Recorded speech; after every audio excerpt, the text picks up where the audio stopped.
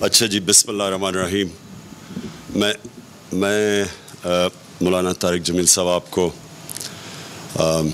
یہاں آنے کے لیے آپ کا شکریہ ادا کرتا ہوں، اور یہ پاپولر ڈیمانڈ تھی ہماری ساری پارٹی کی طرف سے، لوگوں کی طرف سے بھی، کہ آپ کا آج دعا کرنا بڑا ضروری ہے، تو اس لیے ہم سب کو بڑی خوشی ہے کہ آپ یہاں ہمارے ساتھ شامل ہیں۔ میں اپنے ساری جو میری جماعت کے لوگ اور پاکستانی جو آج دیکھ رہے ہیں، میں رات کو پاکستان بنا تھا، تو پہلے ہم سب کو سمجھنا چاہیے کہ ایک بہت بڑی خواب کا نام پاکستان تھا۔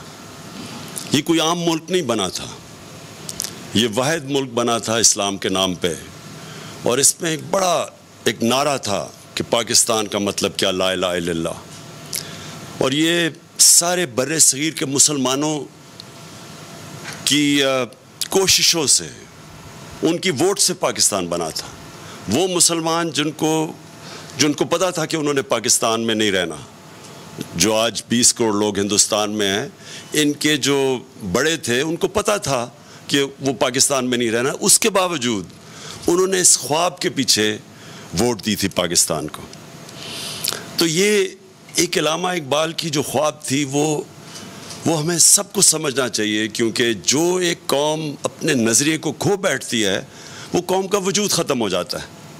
تو ہمیں پہلے سمجھنا چاہیے کہ بہت بڑا پاکستان کا جو خواب تھا، ہمیں اپنے مقام کا سمجھنا چاہیے کہ ہم کوئی عام ملک نہیں بننا تھا۔ تو آج اس عبادت کی رات میں سب سے آپ سے چاہوں گا کہ آپ دعا کریں پاکستان کے لیے، کہ ہم اس خواب کی طرف جائیں جو بدقسمتی سے ابھی تک ہم نہیں جا سکے۔ اور وہ خواب کیا تھی؟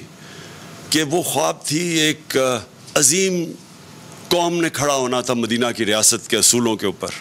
یاد رکھیں، ہمارا جو قرارداد مقاصد تھا، اس میں واضح تھا کہ پاکستان نے ایک اسلامی فلاحی ریاست بننا تھا، اور وہ مدینہ کی ریاست کے اصولوں کے اوپر کھڑا ہونا تھا۔ تو وہ جو تھی مدینہ کی ریاست، وہ ایک نبی صلی اللہ علیہ وسلم کی سنت تھی کہ اللہ نے ہمیں حکم دیا تھا کہ ان کے قدموں پہ، ان کے شریعہ پہ، ان کے راستے پہ چلو۔ تو مدینہ کی ریاست ان کی سنت تھی۔ اور وہ کیوں اللہ نے ہمیں حکم دیا تھا؟ کیونکہ وہ ریاست نے بنیاد رکھی تھی دنیا کی سب سے عظیم سویلائزیشن۔